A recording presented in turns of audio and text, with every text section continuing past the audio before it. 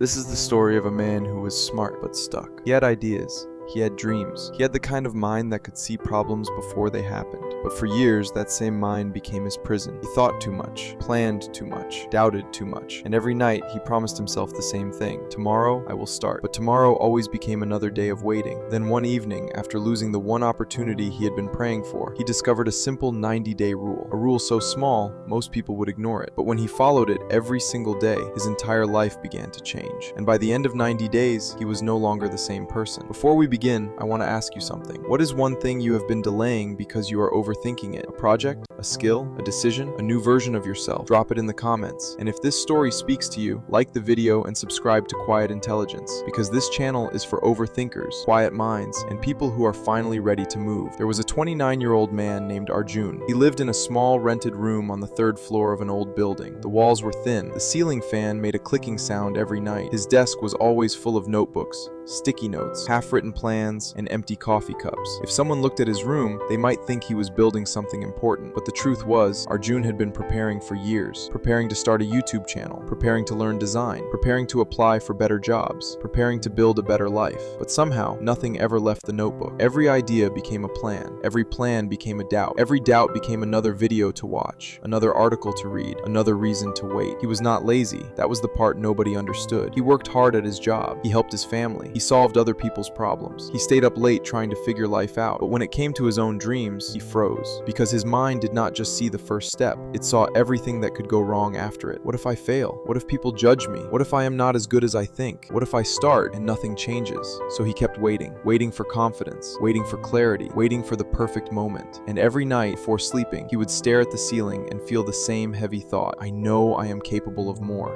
So why am I still here? His parents lived in another city. His mother called him every Sunday. She always asked the same question. Arjun, how is your work? And he always gave the same answer. It is fine, Amma. Then she would ask, are you eating properly? Are you sleeping enough? Are you happy? That last question always made him silent. Happy. He did not know how to answer that because he was not unhappy in a dramatic way. He was not crying every night. He was not completely broken. He was just slowly disappearing inside a life that felt smaller than his potential. So he would say, yes, Amma, I am okay. But after the call, he would sit quietly for a long time because deep down, he knew he was not okay. He was becoming a person who had learned how to survive, but forgotten how to begin. One Monday morning, something happened. His company announced an internal promotion, a new creative strategy role, better pay, better work, more freedom. It was exactly the kind of role Arjun had wanted for years. He read the job description 5 times. His heart started beating faster. For the first time in months, he felt awake. This is it, he thought. This is my chance. But then his mind began. Your portfolio is not ready. Other people are better. You need to update your resume. You need to learn one more tool. You need to prepare properly. So he opened a blank document, then a YouTube video, then another, then a template, then another tab. Hours passed, days passed. The deadline was Friday. On Monday, he said, I will apply tomorrow. On Tuesday, he said, I need one more day. On Wednesday, he rewrote his resume but did not submit it. On Thursday, he compared himself to people on LinkedIn and felt small. On Friday night, he finally opened the application page. The screen said, applications closed. He stared at those 2 words. No one came to comfort him. The world did not stop, but something inside him sank. Not because he failed, because he never even entered. The next week, someone else got the role, a man from another team. He was not more talented than Arjun. He was not more experienced. He was simply faster. He applied. He showed up. He took the imperfect step.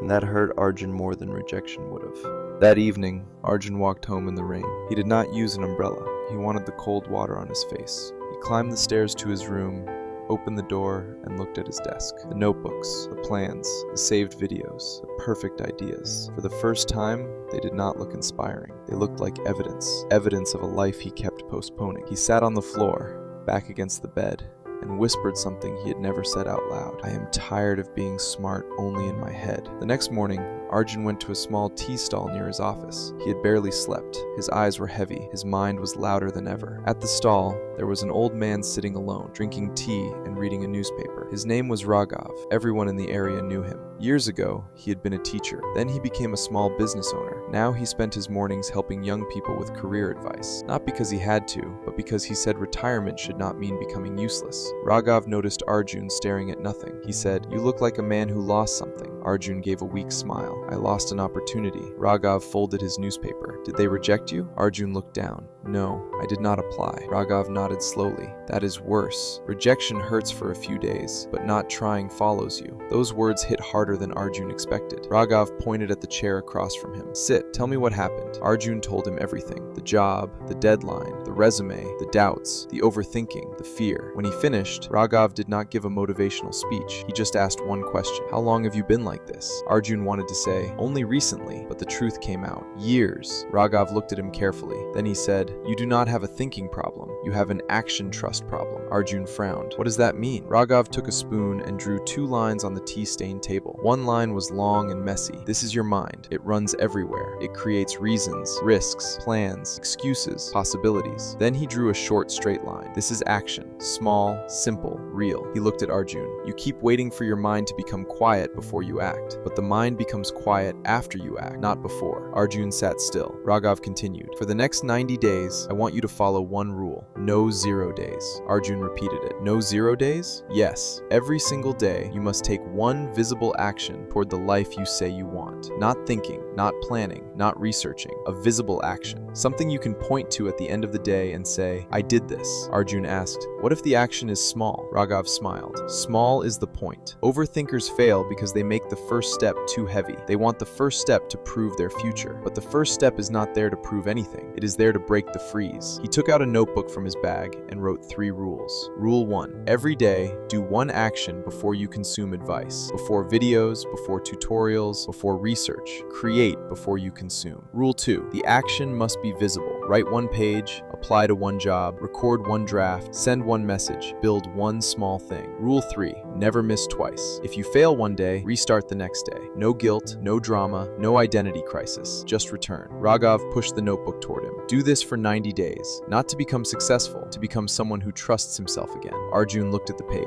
It felt too simple. That was why part of him wanted to ignore it. But another part of him, the tired part, the honest part, knew that complicated plans had already failed him. So he said, I will do it. Raghav leaned back. Good, but remember this. Your mind will not clap for you on day 1. It will resist. It will ask for more planning. It will call small actions useless. Do not listen. For 90 days, your job is not to feel ready. Your job is to show up. That night, Arjun went home and cleaned his desk. Not perfectly, just enough to begin. He took 1 notebook, 1 pen, and wrote at the top of the page, Day 1. His mind immediately started. What are you doing? This is silly. 1 page will not change your life. You need a real plan. But this time, he did not argue with the voice. He wrote 1 paragraph for the channel idea he had delayed for 2 years. It was bad. The sentences were clumsy. The idea was unclear, but it existed. For the first time, something had left his mind and entered the world. He looked at the paragraph for a long time. Then he wrote a small check mark beside Day 1. Nothing changed outside. The room was still small. The fan still clicked. His job was still the same, but something small changed inside. He had kept 1 promise. Day 2 was harder. He came home tired. His phone was calling him. Videos, messages, scrolling.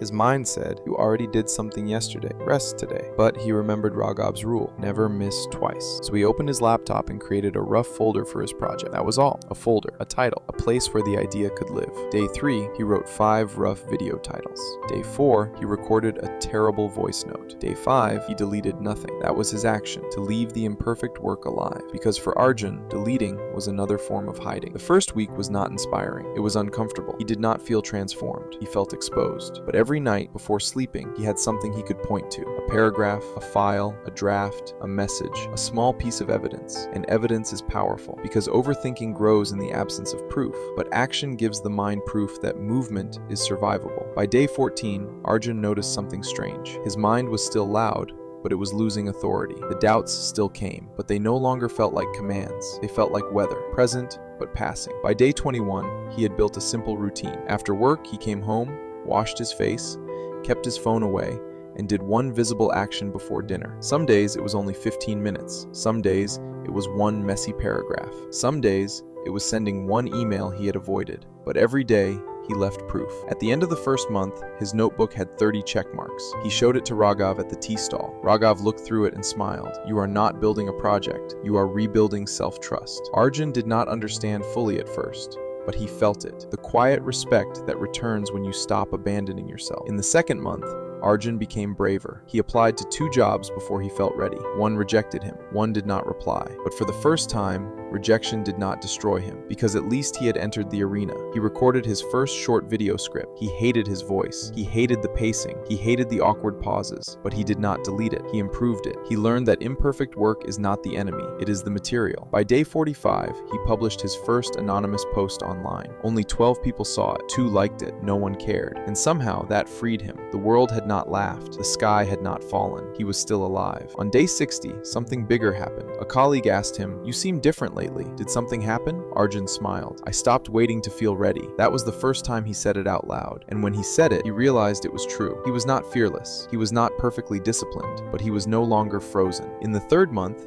his actions became sharper. He rebuilt his portfolio one piece at a time. He applied for roles every week. He published small posts. He wrote scripts. He learned by doing, not by hiding behind learning. And then, on day 83, he received an email, an interview invitation, not from his company, from a small creative agency. They had seen one of his posts. They liked the way he explained ideas. During the interview, they asked him, "How long have you been creating?" Arjun almost laughed. "For years in my head," he wanted to say. But instead he said, "For the last 83 days. Seriously." The interviewer smiled. That honesty stood out. 1 week later, Arjun got the offer. It was not a dream salary. It was not some magical movie ending, but it was better, more creative, more aligned. A door had opened. Not because he became perfect, because he became visible. That evening, he went back to the tea stall. Raghav was there as always, reading his newspaper. Arjun placed the offer letter on the table. Raghav looked at it, then at him. "Day?" Arjun smiled. "Day 90. Raghav nodded. "Now you understand." Arjun said, "I thought the rule was about productivity, but it was not." Raghav smiled. "Tell me what it was about." Arjun looked at the street, at people rushing home, at lights turning on in small shops, at the world moving the way it always had. Then he said, "It was about becoming the kind of person